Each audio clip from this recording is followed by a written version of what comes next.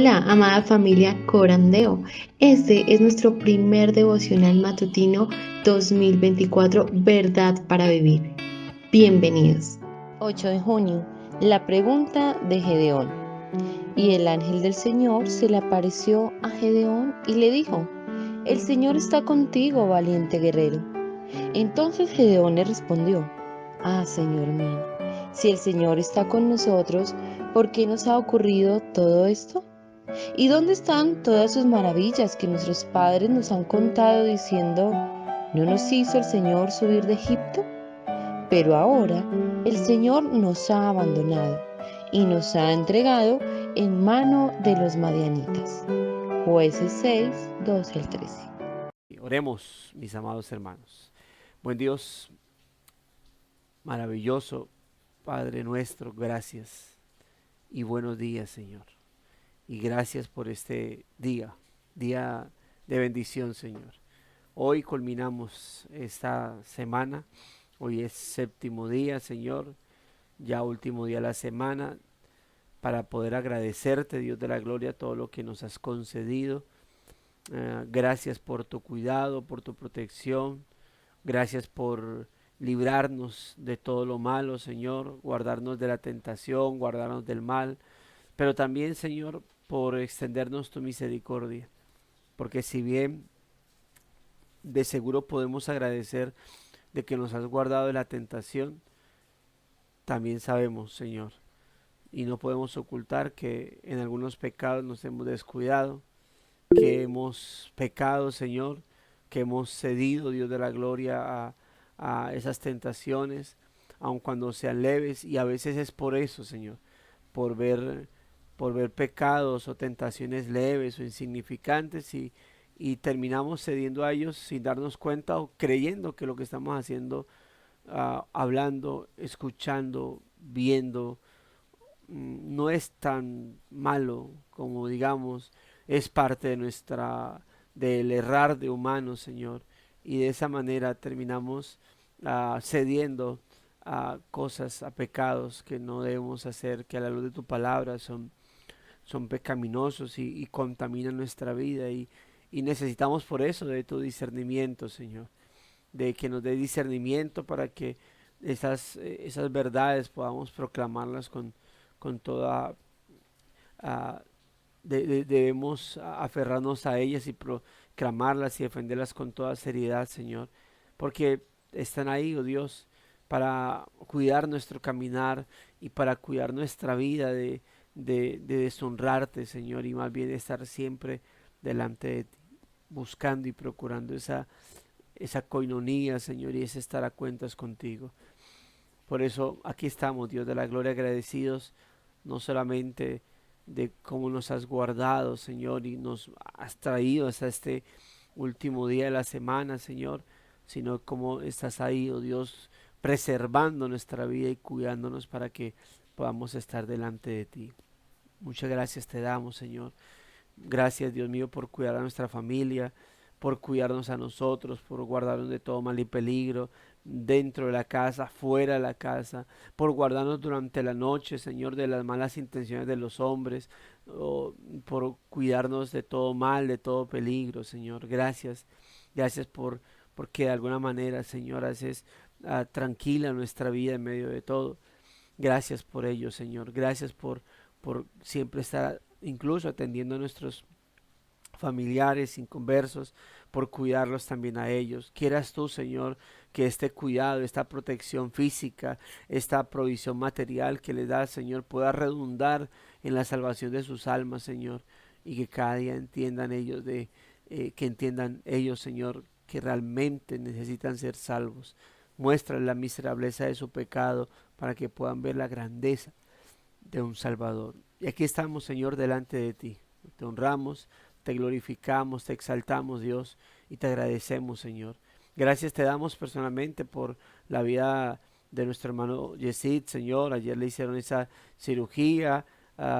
Te agradecemos porque es algo que se estaba esperando para que nuestro hermano pudiese mejorar y descansar bien, Señor, y no solamente para poder tanto atender de manera correcta a su esposa y poder estar ahí juntos tranquilos, como también para poder servir a la obra del Señor donde tú lo has puesto como obispo, Señor, para apacentar la grey tuya. Así que te agradecemos porque ha salido bien, está en su casa descansando, siendo partícipe ahora de esto, de este devocional junto con su esposa, nuestra hermana Gladys. Gracias, Dios de la gloria. Gracias por cuidarlo, por llevarlo con bien y por traerlo con bien, Señor. El honor y la alabanza sea para ti. Asimismo, cada hermano que pudiese hoy, Señor, no solamente tener peticiones uh, eh, en cuanto a algo que necesita, sino peticiones de gratitud, donde hoy tal vez pudiese agradecer por algo en particular, pudiese agradecer por alguna respuesta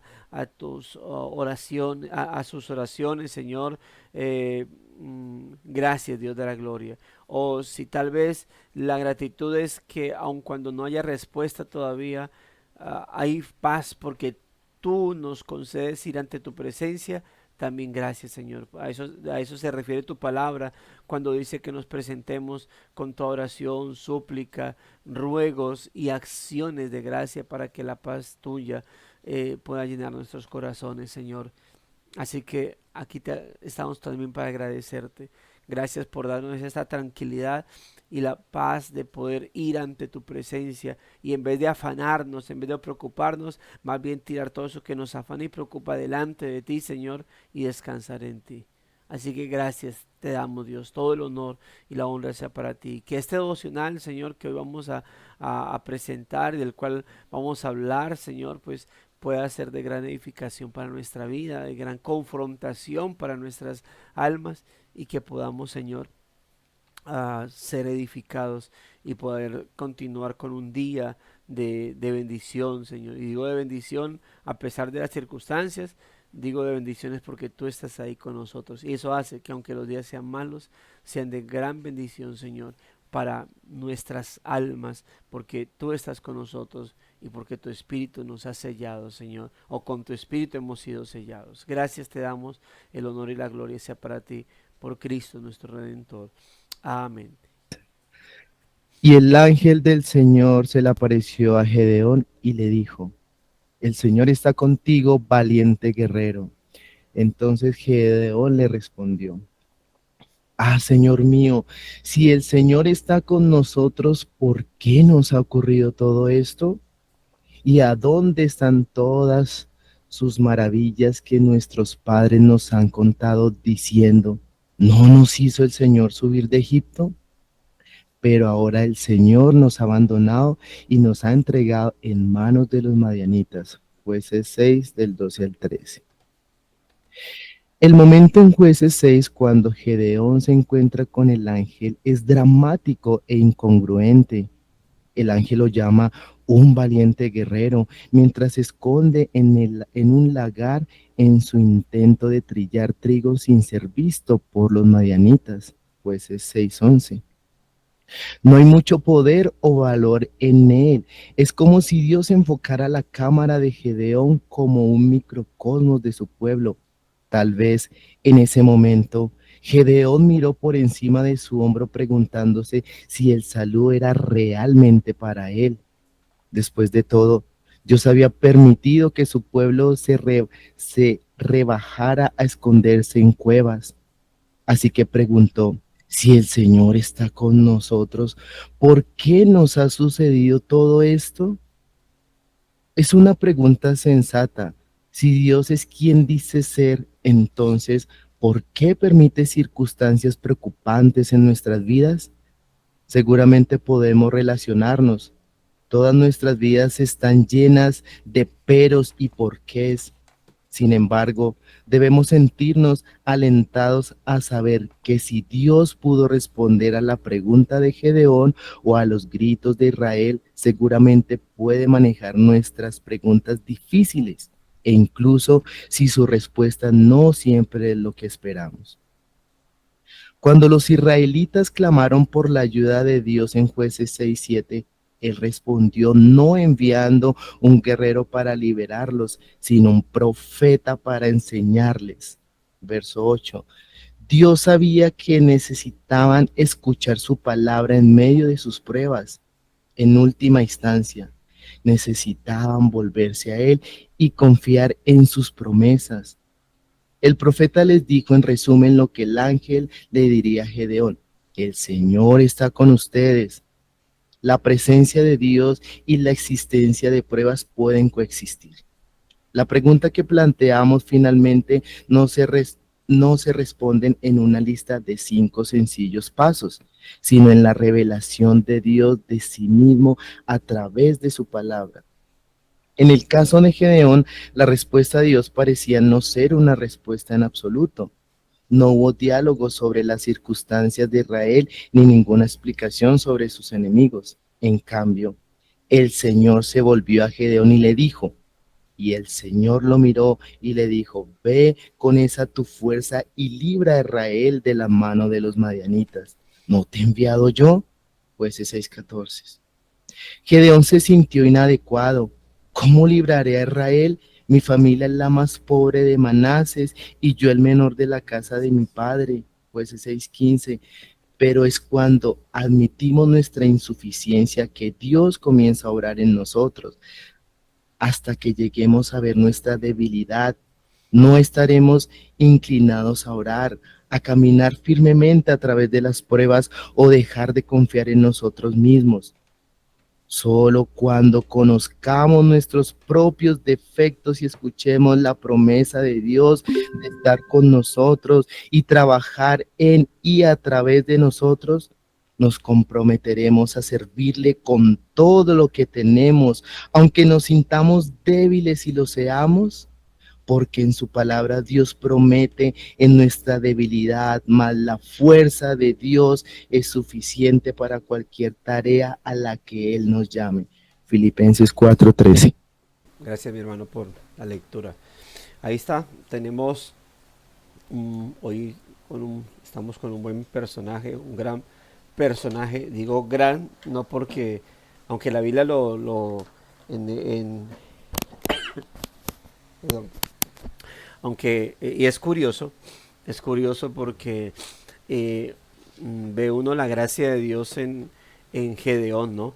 La gracia de Dios en Gedeón, porque si usted observa la vida de Gedeón, o yo en mi caso, yo me encuentro con un hombre bastante lleno de incertidumbres y de temores. Pero si usted lee Hebreos alcanza a mencionarlo como ese hombre de fe, ¿sí? Hombre de fe. Y eso es parte de la gracia, ¿no? Es como cuando uno mira la vida de Lot y uno dice, es un poco inquieto, y la Biblia lo llama el justo Lot. O Sansón, dentro de los hombres de fe está Sansón, y cuando nosotros miramos la vida de Sansón, si nos ponemos a observar solamente sus acciones, pues queda uno como choqueado, como que no es muy agradable, como que Sansón más bien es un ejemplo de cómo no ser, ¿sí? Pero la Biblia, y ahí es donde debemos observar más allá de lo que leemos, ¿no?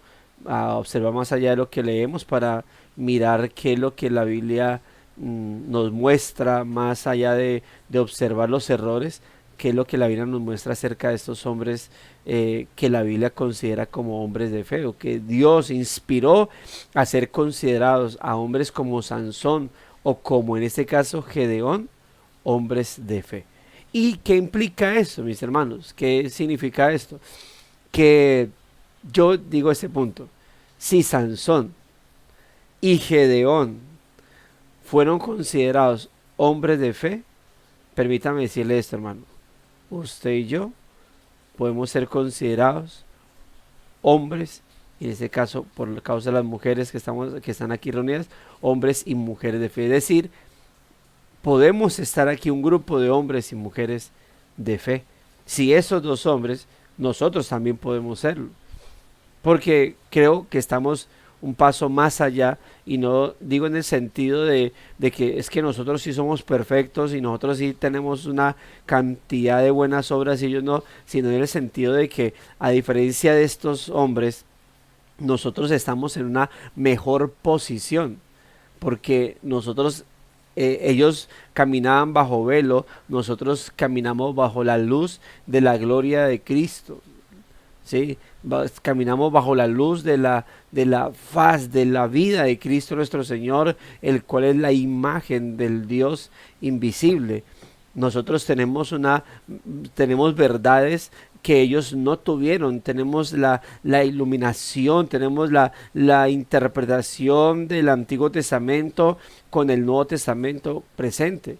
Así que si estos hombres como Sansón, o en este caso como el que vamos a estar hablando un poquitico, porque igual no vamos a hablar de todo lo que sucedió alrededor de la vida de Gedeón, fueron considerados hombres de fe, hermanos, podemos nosotros ser considerados hombres de fe, lo cual implica lo que dijo el Señor. O sea, cuando yo pensaba, analizar todo esto, me lleva a pensar esa frase del Señor: si tuvieses fe como el grano de mostaza. O sea, el Señor no necesita hablar de una super fe o una impresionante fe, simplemente que se requiere que tú tengas fe en el Señor, que tú tengas tu mirada puesta en el Señor, y podemos avanzar y podemos resistir y podemos vencer. Note lo que, bueno, ahí por eso el escritor nos lleva a observar que le llama valiente guerrero, o como traduce la Reina Valera, varón esforzado y valiente, ¿sí? Cuando en realidad, pues lo que estamos viendo en Gedeón es que alguien estaba escondido, ¿sí? Para poder suplir o llevar alimento a su casa sin que se dieran cuenta los madianitas.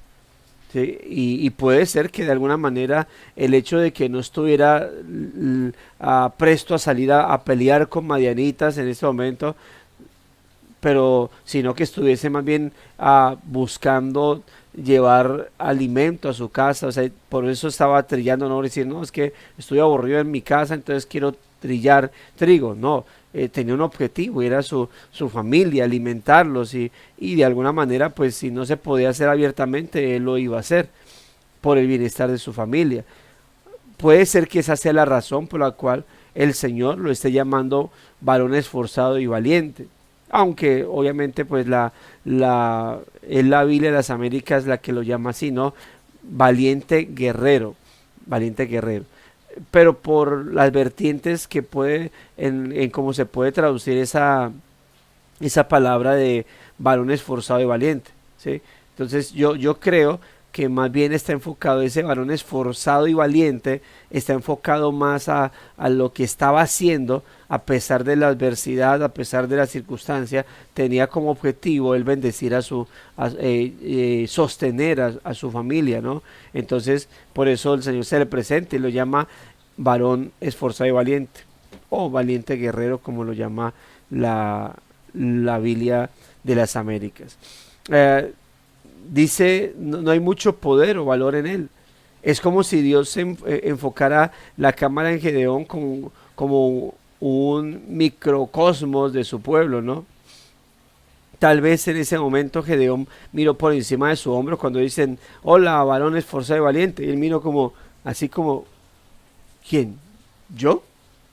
A mí me estás llamando esforzado y valiente, estoy aquí pero contratemorizado por todo lo que está pasando, y estoy aquí recogiendo alimento, pero con mucho miedo, con mucho temor, ¿sí? Y después de todo dice aquí, Dios había permitido que su pueblo se rebajara a esconderse en cuevas. Así que preguntó si el Señor, porque dice, el Señor está contigo, le dijo, ¿no?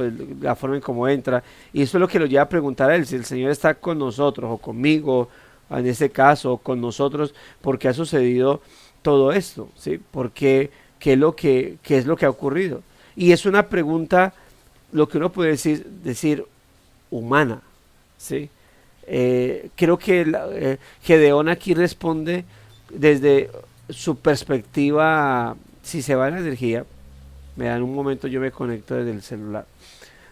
Desde su perspectiva humana, Gedeón pregunta como a veces pregunta el ser humano a su alrededor, ¿no? Cuando vea las cosas a su alrededor y quiere uno hablarle de Dios y ellos miran y dicen, no, pero es que si Dios fuera bueno y misericordioso, no pasaría lo que pasa en el África, no pasaría los terremotos en Haití, no pasaría la hambruna en el Chocó, o todo este tipo de cosas, o en la Guajira, pero obviamente la gente habla sin un contexto, ¿no? La gente cree que en estos lugares hay gente pura, hay gente sin mácula, gente que adora al Señor, que es monoteísta, gente que está buscando la santidad y entonces les pasa todo esto malvado allá en estos lugares en particular, ¿no?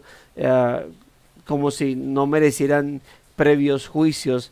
Pero la gente habla de esa manera, ¿no? Si Dios existiera o si Dios fuera tan bueno, entonces no pasaría todo lo que pasa. Yo creo en Dios, pero yo creo que Él está por allá sentado en un trono viéndonos a ver cómo nos matamos y morimos de hambre acá. Y es lo que pregunta, es la pregunta de Gedeón. Una pregunta sensata, pero demasiado humana. Porque pareciese que no viese lo que nosotros vemos como espectadores y como lectores del libro de Gedeón. No sé si es que Gedeón no mira más allá de su nariz y de qué es lo que está ocurriendo dentro de su pueblo, ¿no? Es una pregunta sensata. Dice, si Dios es quien dice ser, entonces, ¿por qué permite circunstancias preocupantes en nuestras vidas? Es la pregunta que él está haciendo. Es la pregunta de muchos aquellos que dicen no creer en Dios o simplemente creer en Dios pero quedar al margen de él porque no está haciendo nada ante la miseria de todos. Pero repito, parece que Gedeón no está mirando ese círculo vicioso que uno constantemente observa en lo que es la vida del pueblo de Israel y es ¿cómo se dice? El bosquejo que uno constantemente ve no solamente con Gedeón, sino con todos los jueces. ¿Cuál era el círculo o cuál era el patrón o el bosquejo que nos presenta, cuál es el bosquejo que nos presenta el libro de Jueces? Un pueblo subyugado, ¿sí? Un pueblo que ora pidiendo libertad, un pueblo a quien Dios escucha, ¿verdad? Por misericordia. No lo merecen, pero lo escuchan misericordia, en gracia y misericordia. Dios levanta un libertador, ¿sí? Levanta al libertador, los liberta de un salvador, también podemos llamar, los salva de esos enemigos. Ellos sirven al Señor, lo adoran, lo exaltan, se muere el libertador, ellos vuelven a pecar, vuelven a esclavitud. Ellos claman por un libertador, ¿sí? El libertador los salva de sus enemigos, ellos sirven al Señor, lo adoran, a Él le sirven, ¿verdad? Muere el libertador, ellos vuelven a pecar, Dios los castiga y así sucesivamente. Ese es el círculo vicioso. Tal vez Gedeón no está viendo eso o no lo ha visto casi o no ha estado presente en idolatría, no sé, pero es lo que termina pasando más bien, o simplemente ignora, ¿no? Lo que le pasa al ser humano cuando dice, no, es que si Dios fuese así, si Dios entonces esto, entonces mire que no pasaría esto, no ocurriría aquello, y uno dice, tú no estás viendo la maldad del ser humano. ¿Se acuerda cuando vino la pandemia y entonces cómo la gente hablaba acerca de Dios y Dios desbaratando los planes y esto y lo otro, y eso es para enseñarnos porque hay tanta maldad, tanto egoísmo, tanto esto, y querían pintar, ¿no? Y canciones surgieron respecto a la pandemia, de cómo esto nos ayudaría a ser mejores personas, pero aún dentro de la misma pandemia, ¿qué fue lo que primero empezó a ocurrir? Bueno, dentro de las primeras cosas, la gente empezó a subir los precios de manera impresionante de los alimentos. O sea, ya eso se encareció de una manera aterradora, en sentido, en algunos lugares donde no había que hacerlo, o con ciertos alimentos que no había que hacerlo, y todo se volvió, lo que pasó con los tapabocas, se incrementaron, ¿no? Se incrementaron en precios, bueno, en fin, cualquier cantidad de cosas. La gente hacía tapabocas, los vendía ya, entonces los vendía caros. Bueno, empezó el robo por aquí, el robo por allá, gente recibiendo plata que no necesitaba, pero feliz porque pues igual le estaban dando un subsidio y lo llenaban, y bueno, yo estoy recibiendo plata, hay gente que lo recibe más, pero pues me llegó a mí. Y yo conocí muchas personas que le llegaban dinero, mercado, hermano, y personas que no lo necesitaban. Personas que no lo necesitaban. Y fuera que lo recibieran y se lo dieran, dijeran, bueno, pero yo me di cuenta que esa persona no lo está, si está necesitando y no le llega nada, no, se lo quedaban para ellos. Egocentrismo, siempre buscando el beneficio mayor. Y así siempre ha pasado, siempre ha ocurrido. Hay lugares acá, hemos visto en las noticias, lugares en particulares donde se volca un carro y la gente, en vez de ir a ayudar al conductor, lo primero que hace es robarse las cargas. ¿Ve? El tema de donde hay estos buses, ¿no? Transmilenios o el mío, o esos lugares donde la gente se cola, ¿sí? Y cuando los entrevistan, en vez de abordarlos diciéndoles, hey, no te coles porque estás robando, ¿qué hace la gente? ¿Cuál es el enfoque? No hagas eso porque pones en peligro tu vida. Y nadie trata el tema de que en realidad lo que están haciendo es robar. Y cuando los abordan de por qué lo hacen, es que el gobierno y el gobierno y el gobierno, pues sí, puede ser que sin duda alguna es corrupto, pero note cómo el ser humano al final, en su círculo vicioso, cree que, y cuando viene una catástrofe, entonces Dios, porque si Dios esto, entonces Dios no hiciera esto, no aquello. Y parece ser que Gedeón no está viendo eso en su pueblo, en su nación. Simplemente quiere mirar lo malo, pero no enfocarse, es decir, lo que no están recibiendo, pero no enfocarse en lo que está pasando en la vida de ellos. Así que entonces ahí tenemos, ¿no? Un Gedeón, sí, un poco inquieto con lo que está diciendo, con la pregunta que hace. Dice, seguramente podemos relacionarnos. Todas nuestras vidas están llenas de peros y porqués.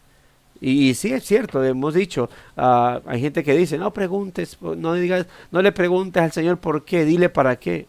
Yo soy uno de los que pregunto en momentos por qué, y creo que no hay problema. A veces, obviamente, la respuesta no la entendemos, o no la alcanzamos a escuchar, o no queremos escucharla, y por eso hay razones de por qué. Hay circunstancias que tienen su porqué, y que si nosotros indagáramos más, encontraríamos el porqué de las cosas, de por qué sucedió eso, por qué sucedió aquello. Y en encontrar el porqué llegaríamos a un para qué. ¿Ve? Entonces, si miramos más allá y miramos más bien con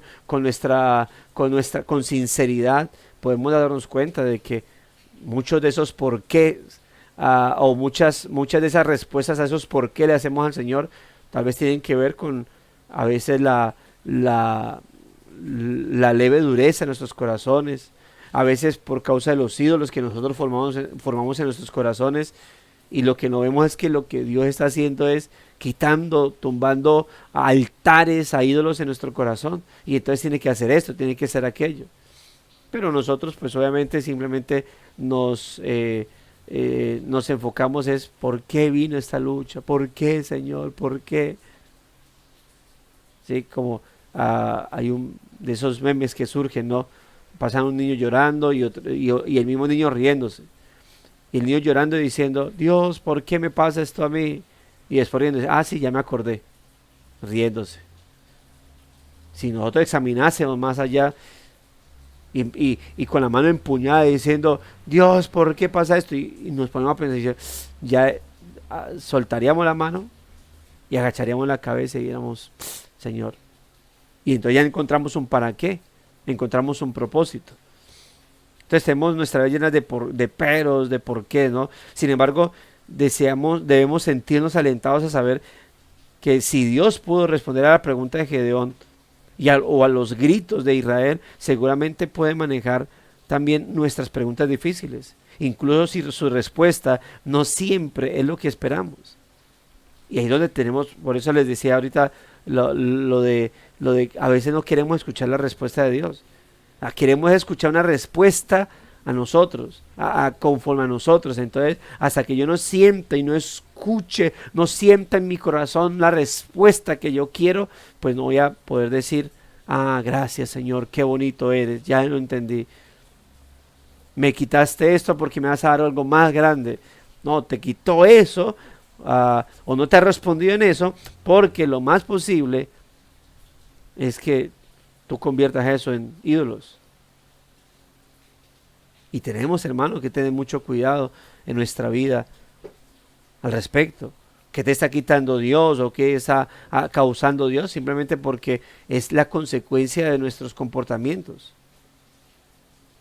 Que Dios, hermano, nos dé discernimiento para que podamos, y pidamos al Señor, una de las cosas que yo creo que debemos pedir siempre, sobre todo por lo que dice la palabra, ¿no? De crecer en el conocimiento de su voluntad en toda sabiduría e inteligencia espiritual. Debemos pedir eso, sabiduría, inteligencia espiritual, discernimiento, para que podamos, hermano, percibir, entender los pasos que damos y las circunstancias a nuestro alrededor. Y más bien dejemos a veces de estar actuando como si fuéramos siempre las víctimas de Dios. Y a veces nos consideramos cuando la gente que dice que Dios le manda las más duras pruebas a sus mejores guerreros. Y entonces, ¿por qué estás pasando por tribulación? No, porque yo soy un gran guerrero de Dios y Dios prueba a sus mejores guerreros.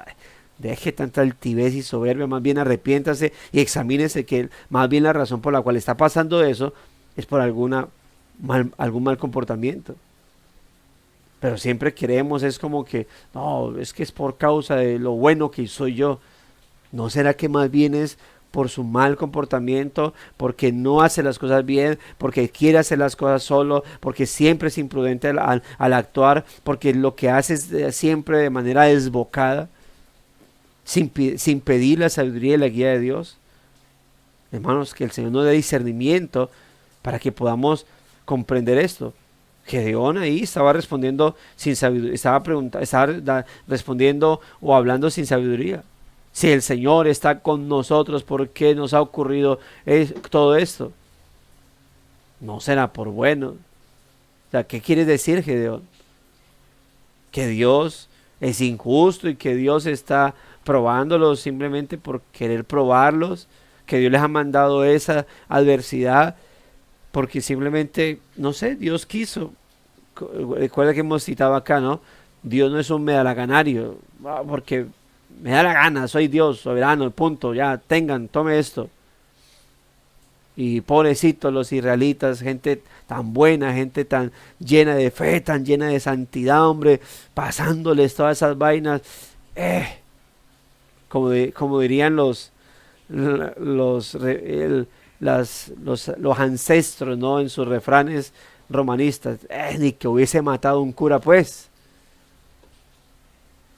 Y hay gente que piensa eso, no, como que no se merece nada mal. Y así está hablando Gedeón.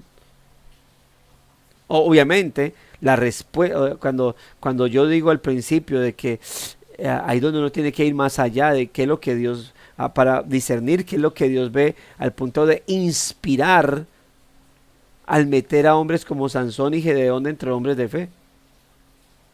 Porque de alguna manera hay que decirlo, Gedeón simplemente se hubiese podido remachar como burro viejo a decir, no, a mí no me llame porque usted, si fuera cierto que usted estará con nosotros, no le pasará esto a Israel, ¿verdad? Y se hubiera quedado ahí. Pero Gedeón va, Gedeón actúa, ¿sí? Con un poco de inconsistencias, pero él va, ¿sí? Va. Y ahí donde el Señor presenta, recuerda la parábola donde el Señor dice, hay dos hijos. Uno dice, no voy a ir. El padre le encomienda algo y dice, no voy a ir. Y arrepentido va. Y está el otro que inmediatamente dice, claro, papá, yo voy a ir. Y no va. Y dice, ¿cuál de los dos hijos debe ser exaltado? ¿Cuál de los dos hijos debe ser tenido en cuenta en este caso? el que dijo que no iba, pero arrepentido fue. Ahora, ¿fue malo su actuar primario? Claro, claro que fue mal. Claro que fue muy mal el hecho de que, que el padre encomendara algo y de inmediato dijera, no quiero ir por allá.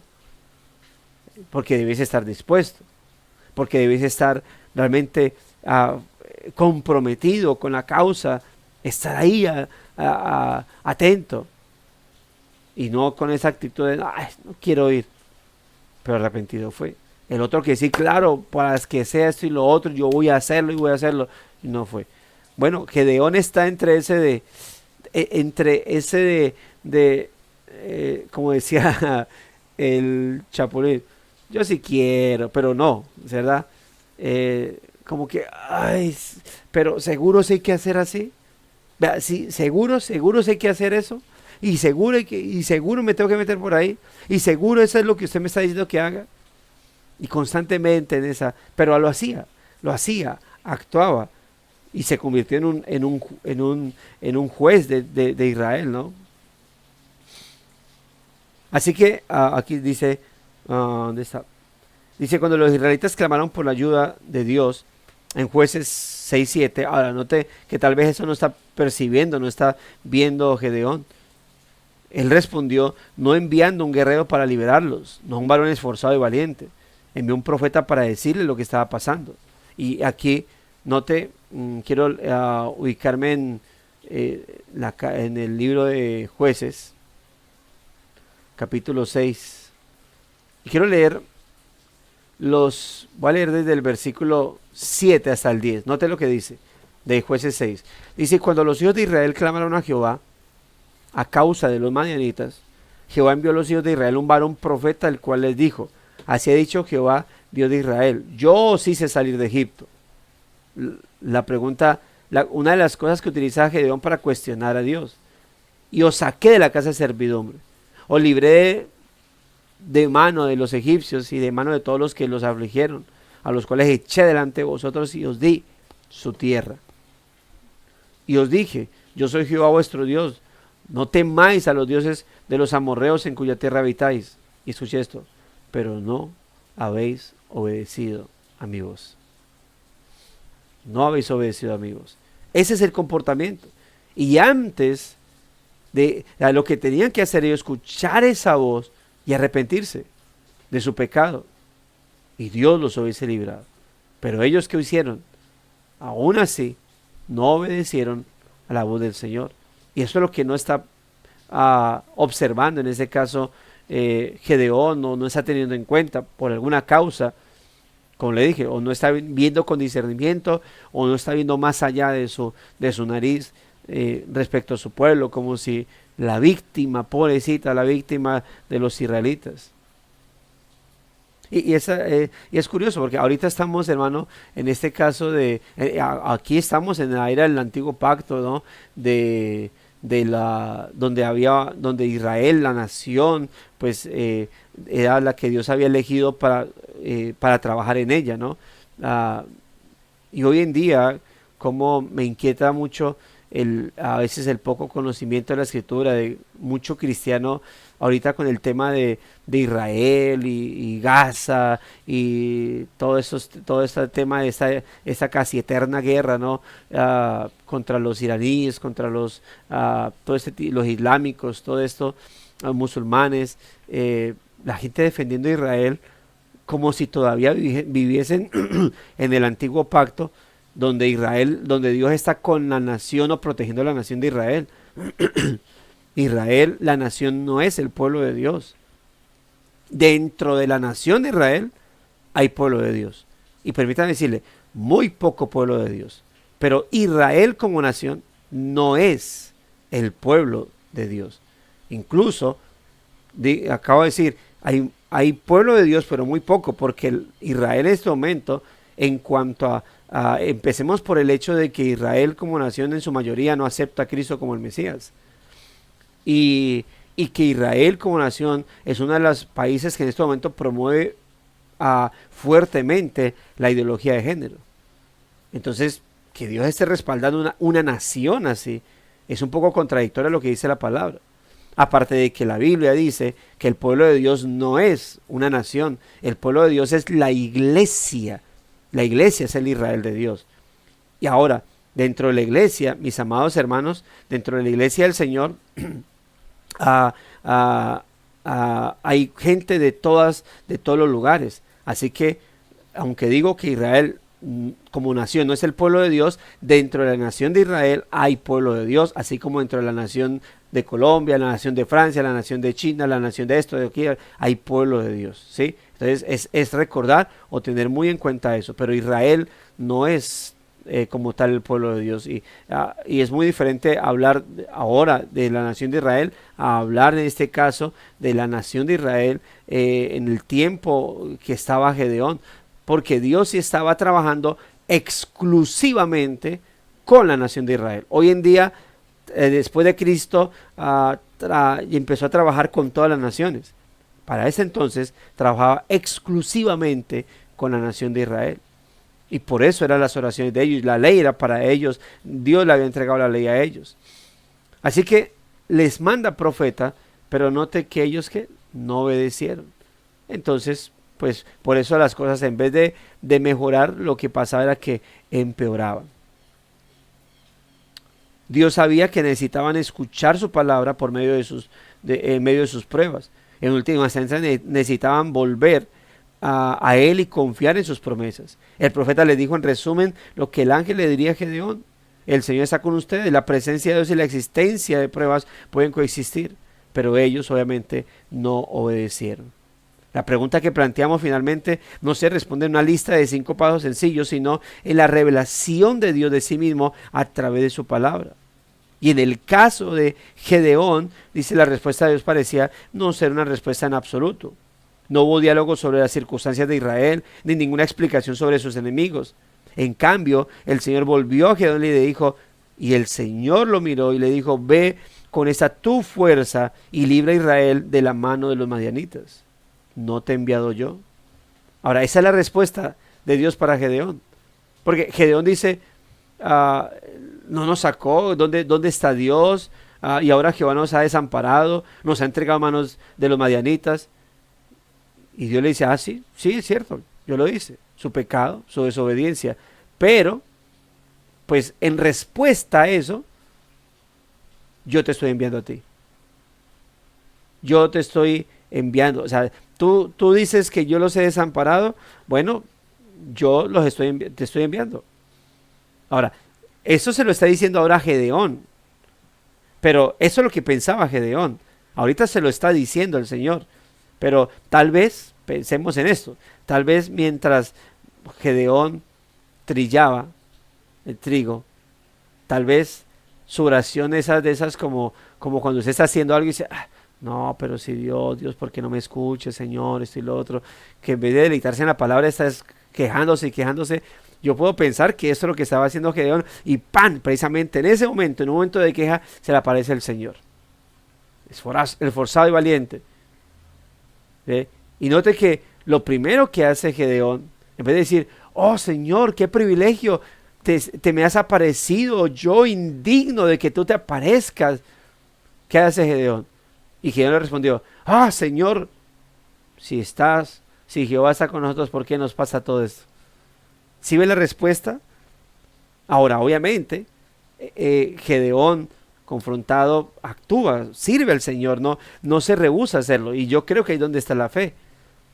Pero inmediatamente, en vez de sorprenderse y postrarse, ¿qué pasa? ¿Qué es lo que ocurre? Inmediatamente la queja. Y el Señor dice, bueno, sí, está bien. Por eso te estoy llamando.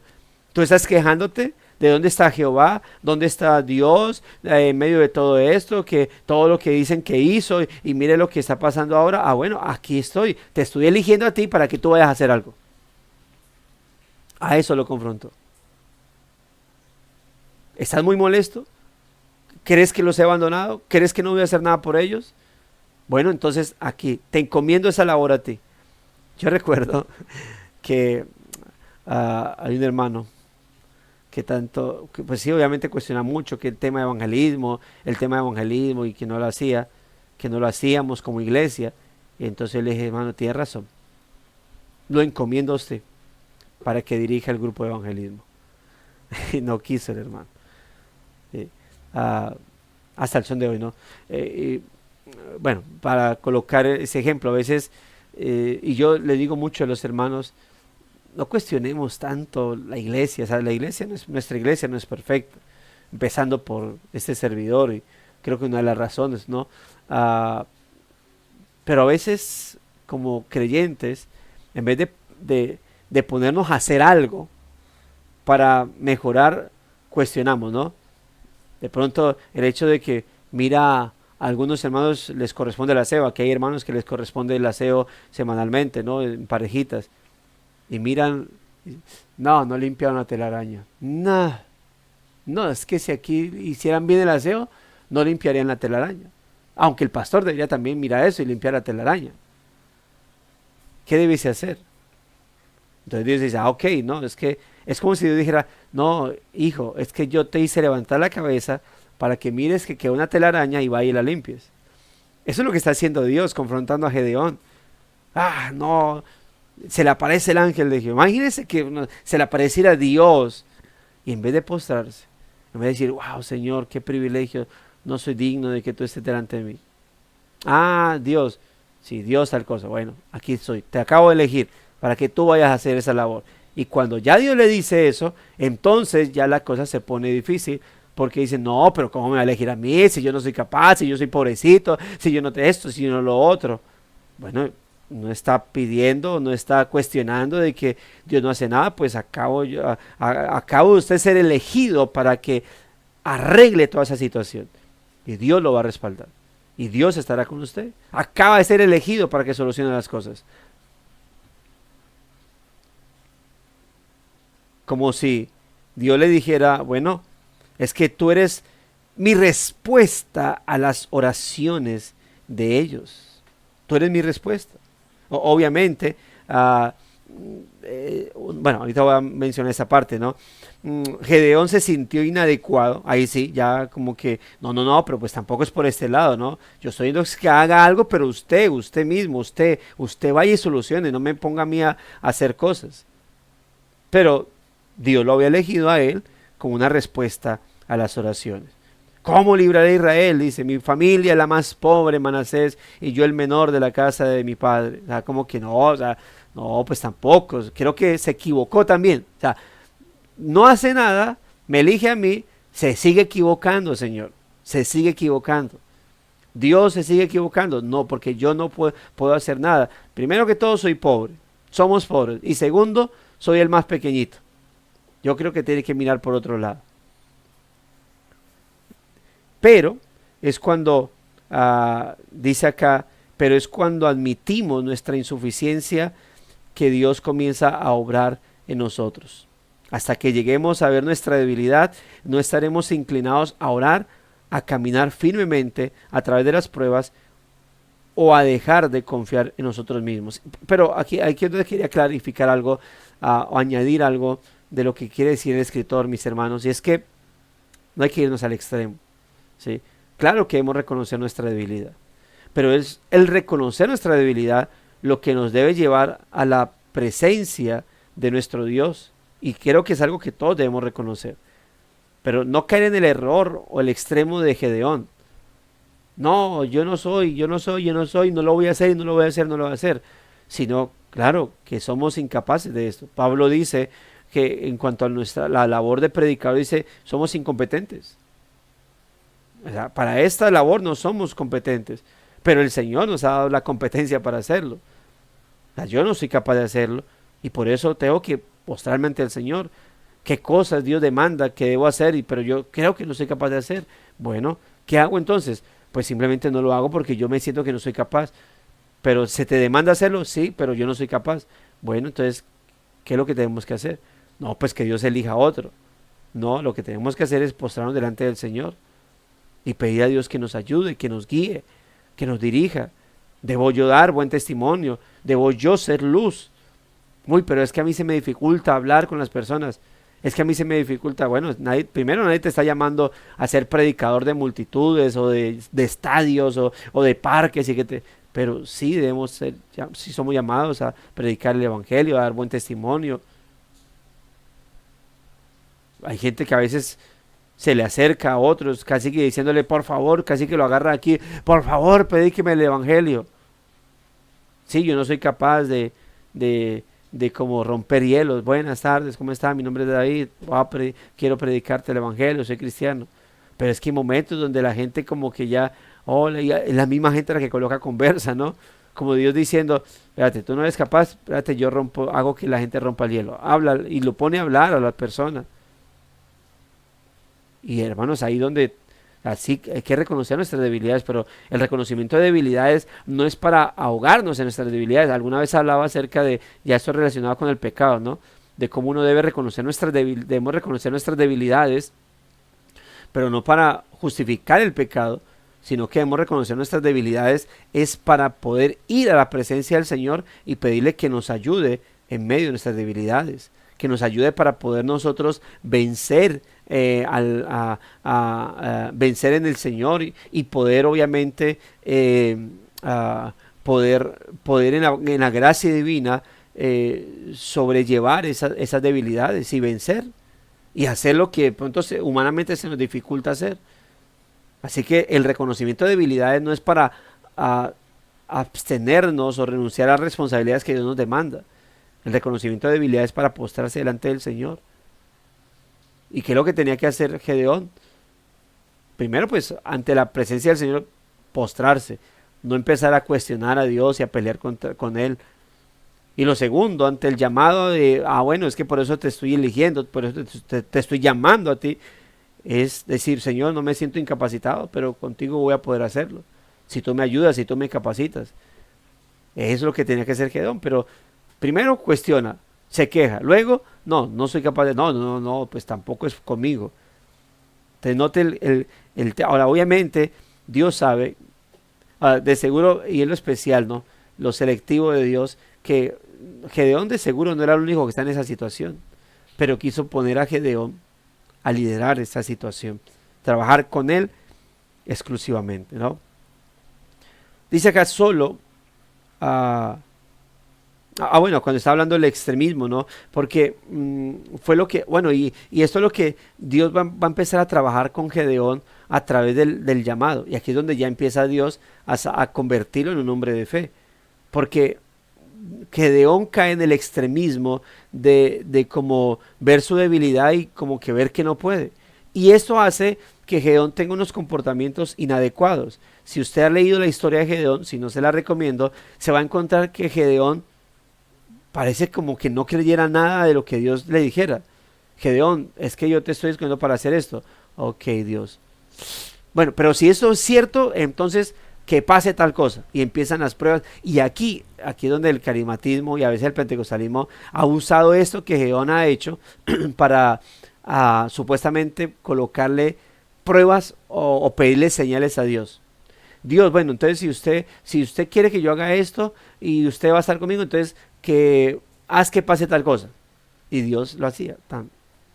Ok. Bueno, entonces ahora que pase tal otra. Y Dios lo hacía.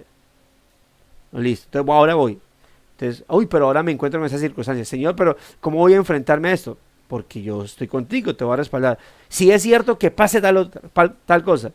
Y Dios, bueno, ok, sí. Bueno, entonces si es cierto que esto que pasó aquí, entonces pase en tal otra. Hermanos, y nosotros buscamos y hemos caído en ese error de Gedeón. Ahora, si leemos toda la historia de Gedeón, vamos a darnos cuenta que eso no estuvo correcto, que Dios no se agradaba de esas constantes pruebas que Gedeón le pedía al Señor, porque eran una respuesta a su incredulidad, al no entender que Dios realmente estaba llamándolo y no creer netamente en la palabra de Dios. Si Dios le había dicho que eso iba a hacer, Gedeón, ¿qué tenía que hacer? No estar pidiendo pruebas, no estar pidiendo confirmaciones. Pero en medio de todo, permítame decirles, en medio de todo Gedeón iba, con su incredulidad y todo. Ahora, no estoy haciendo apología, estoy por eso resaltando el pecado de Gedeón al estar pidiendo pruebas y pruebas, desconfiando de la palabra del Señor. Al final iba. Y al final sin pruebas, porque no es que Dios estuvo siempre con todo, llega un punto donde Gedeón ya después no lo vemos en todo, diciendo, Dios, y si es tal cosa. Ya vemos a Gedeón después yendo y venciendo. Y entonces decimos, Gedeón entendió. Y su tanta incertidumbre finalmente fue transformada por el Señor en fe. Pero, hermanos, esto, recuerde lo que dice la palabra, que las cosas fueron escritas ahí para que nosotros pudiésemos tener ejemplo de ello para o seguir o no seguir. Ejemplos, patrones ejemplares para decir, por ahí no voy. Patrones ejemplares para decir, amén. Ese es mi ejemplo a seguir. Entonces, Gedeón está ahí para dos cosas. Para uno decir, no tomes el camino de la incertidumbre de Gedeón, de esa probadera, confía en la palabra del Señor, si ahí está y si Dios lo dice, amén. Dos, que como dije ahorita al principio, si Dios obró en Gedeón y lo hizo que Gedeón pasara de un quejumbroso, de un dudoso, de un incrédulo ahí, de un miedoso, más bien, para hacer cosas a un hombre de fe, hermano, tú y yo podemos serlo. Si Gedeón y Sansón aparecen dentro del listado de hombres de fe, tú y yo que estamos bajo el pacto de la gracia, con el Espíritu Santo de Dios ayudándonos, consolándonos, guiándonos, hermano, tú y yo estamos dentro de esos hombres y mujeres de fe. Leo, dice, solo cuando conozcamos nuestros propios defectos y escuchemos la promesa de Dios de estar con nosotros y trabajar en y a través de nosotros, nos comprometeremos a servirle con todo lo que tenemos, aunque nos sintamos débiles, y sin duda alguna lo somos. Ahora note esto, trabajar en y a través de nosotros. ¿Qué es lo que hizo Dios con Gedeón? Trabajó en Gedeón y a través de Gedeón. Tal vez hay momentos de la vida, en este momento de la vida, Dios puede ya estar trabajando a través de ti. O tal vez Dios puede estar por ahora todavía trabajando en ti, para poder trabajar a través de ti. Pero que esas debilidades no nos lleven a cuestionar a Dios o a decir no puedo. Hermano, que nuestras debilidades nos lleven a postrarnos delante del Señor para pedir que nos guíe. Porque, note cómo termina el escritor, porque en su palabra Dios promete que nuestra debilidad más la fuerza de Dios es suficiente para cualquier tarea a la que Él nos llame. Y entonces aquí es donde aparece el famosísimo texto de Filipenses 4:3, que no puede ser mal interpretado, ¿no?, para usarlo en cosas irrisorias, sino en lo que tiene que ver con las circunstancias. Todo lo puedo en Cristo que me fortalece. Y es por eso que Pablo dice, aprende a vivir tanto en la abundancia como en la escasez. Porque en la abundancia hay que aprender a vivir. Cuando no se sabe vivir en la abundancia, la gente termina enredada con lo que produce esa abundancia y termina alejada de Dios. Y termina confiándose en sí mismo. Termina llevando las cosas como si todo dependiera de él. En la escasez es igual. Entrar en incertidumbre, en miedo, en terror. Y Pablo dice, yo sé vivir en abundancia y en la escasez. ¿Y por qué? Porque cual sea la circunstancia, yo entiendo que esa circunstancia la puedo atravesar porque todo lo puedo en Cristo que me fortalece. Pero, note lo siguiente, el versículo 14 dice, sin embargo, bien hiciste en participar conmigo en mi tribulación. Dios me ha capacitado para sobrellevar la adversidad. En Cristo lo puedo. Pero, si esa adversidad la puedo pasar junto con mis hermanos, muchísimo mejor. Porque somos llamados a ser un pueblo, un cuerpo. Así que, hermanos, aquí tenemos este maravilloso ejemplo o esta devocional que nos busca llevarnos a observar nuestra vida, ¿no? A cómo debemos cuidarnos de no caer en ese cuestionamiento, en esta pelea o en esta quejadera en la que cayó Gedeón. Pero también vemos cómo Dios es muy especial. Es muy curioso de cómo, como dije ahorita, hay mucha gente en esa misma situación de Gedeón, así como estaba en ese momento. Y Dios quiso trabajar en Gedeón. ¿Pero por qué? Bueno, para los destinatarios de aquel entonces y para nosotros, para ver cómo Dios, para saber que puede ser que lo que Dios está haciendo con Gedeón es lo mismo que está en este momento haciendo contigo, llevándote ante ciertas circunstancias para moverte y pasarte de un punto de queja a un punto de fe, pasarte de un punto de miedo, ¿verdad? Un punto de cuestionamiento a un punto de más bien de fe y de dependencia del Señor y de obviamente de cómo Dios nos pone a actuar. ¿Sí? Es muy fácil estar desde el lado de la queja, desde el lado del señalamiento, el cuestionamiento. Es muy fácil estar ahí, a estar en ese lugar donde somos los que estamos haciendo, los que debemos estar haciendo para cambiar aquello que nos quejamos y que cuestionamos que no cambia. ¿Qué estamos haciendo nosotros?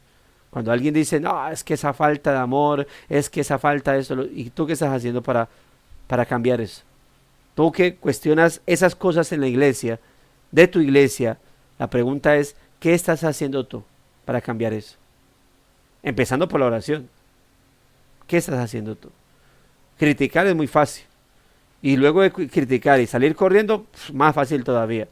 A ver dónde busco yo algo, un lugar donde no tengan esos problemas y estas dificultades de mi iglesia.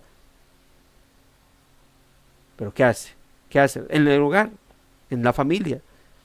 ¿Qué estás haciendo tú para restaurar, organizar, empezando desde la oración?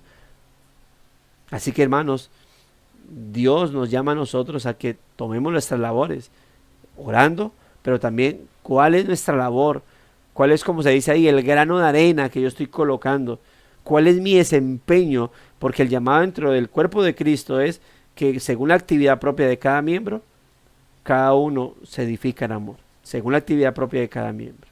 En vez de estar cuestionando al Señor, quejándome, entonces ahora nos corresponde hacer. ¿Qué vas a hacer ahora? ¿Vas a hacer como Gedeón? Ya cuando sabes que tienes que poner de tu parte, ¿qué debes hacer tú? ¿Vas a hacer como Gedeón? No, eso es para que otros lo hagan, otro. Como diría un predicador, que la oración de muchos es, Señor, heme aquí, envía a otro. ¿Sí? Pero creo que la labor es nuestra. ¿Cuál es mi desempeño? Es que yo critico y todo, pero porque yo no me siento capacitado para eso. Pues para eso está el Señor. Para eso Dios nos llama a cada uno de nosotros, hermanos, para que actuemos. Y esto obviamente teniendo en cuenta, no es en mis fuerzas, no es en mis meras capacidades, es en la gracia y dirección divina que podemos hacer las cosas, hermano. ¿Qué tenemos que hacer nosotros? Postrarnos ante el Señor y decirle, Dios, guíame, Dios, ayúdame, quiero ser de bendición. Esas falencias que están en mi iglesia o en mi familia, yo quiero solucionarlas, quiero ayudar a solucionarlas más bien. Quiero ayudar a ver cómo pongo de mi parte para que esto que está fallando, pues ya no esté fallando. Y en vez de estar señalando y cuestionando, pues ¿qué hago yo en medio de eso? Vamos a leer los comentarios. Si alguien tiene algún aporte al respecto, puede hacerlo. Pero déjeme primero, leo el comentario de mi hermano Carlos. Dice, muchas, si no todas las experiencias humanas de adversidad o de prueba son consecuencias de nuestro obrar y traen consigo un dilema. Me aplastan y me resiento y pregunto extrañado el por qué. O me ciño los lomos y me pregunto ¿para qué? Reconocer mi falla y tener una correcta actitud sería una hermosa oportunidad para aprender y crecer. El Señor me ayudará, diga el débil, fuerte soy. Así es, hermano, así es. Bueno, mis amados hermanos, si alguien tiene algún aporte, bien puede hacerlo, o si no, para pasar el momento de oración. También digo, si alguien quiere, con base a lo que hemos expuesto el día de hoy, dirigir la oración, también sería muy bueno, o si no, pues ese servidor la puede dirigir. Hermana Chechi. Gracias, pastor. Amado Padre y Dios nuestro, damos gracias por este día, por el tiempo que nos permite, Señor, estar en unidad, aprendiendo de tu palabra y mirando, Señor, examinando nuestros corazones, nuestro carácter, nuestra forma de ser, de pensar, de actuar, Señor, delante de ti. Y Padre, gracias por el ejemplo que el pastor David nos da para examinarnos. Señor, permite que podamos examinarnos profundamente para mirar qué estamos haciendo, qué hemos dejado de hacer, cuánta crítica hacemos frente a nuestros hermanos y hermanas en nuestras iglesias, en nuestras familias. Cuánto juicio podemos hacer argumentando diferentes posiciones o cosas que no son reales. Siempre vamos a estar argumentando por qué me enojé, por qué juzgué, por qué hice. Y Señor, perdónanos. No tenemos otra palabra sino perdona nuestros pecados, Señor. Que tu Santo Espíritu nos ayude, Señor, a fortalecernos en nuestro interior. Siempre queremos ver las cosas exteriores y dejamos de mirar nuestro interior, Señor. Ten misericordia de nosotros. Perdona, Señor, nuestra iniquidad, nuestros pecados. Gracias porque tú eres un Dios justo, un Dios fiel, un Dios que permanece. Quita de nosotros toda envidia, todo pleito, todo celo, toda contienda, Señor. Porque lo más importante para nuestras vidas no es agradar al hombre, es agradarte a ti, glorificarte a ti, que eres nuestro único y verdadero Dios. Señor, y agradándote a ti, podemos agradar a nuestros hermanos, ser fieles, derramar del amor que tú nos das a nosotros para ellos. Tu bondad y tu misericordia que resplandezcan en nuestros corazones, no nosotros, que podamos menguar para que tú crezcas en nosotros. Ayúdanos a ser esos hijos e hijas fieles a ti, a tu nombre que es por sobre todo nombre. Gracias por mis hermanos en este tiempo que nos edifica, gracias por tu palabra, gracias por nuestras iglesias, gracias por nuestros pastores. Quedamos en tus manos siendo dirigidos por el poder de tu Santo Espíritu en Cristo Jesús. Amén. Amén. Amén. Y amén. Muchas gracias, mi hermanita. Bueno, mis amados hermanos, gracias y paz a todos. El Señor les continúe bendiciendo. Tengan un excelente día. Firmes y adelante. Huestes de la fe. Amén. Amén. Amén. Amén. Bendiciones, buen día. Muchas gracias. Buen día para todos. Será de cantarlo, ¿no? Gracias, Firme hacia adelante, huestes de la fe. Esa se la dejo a usted. Bendiciones. Sí.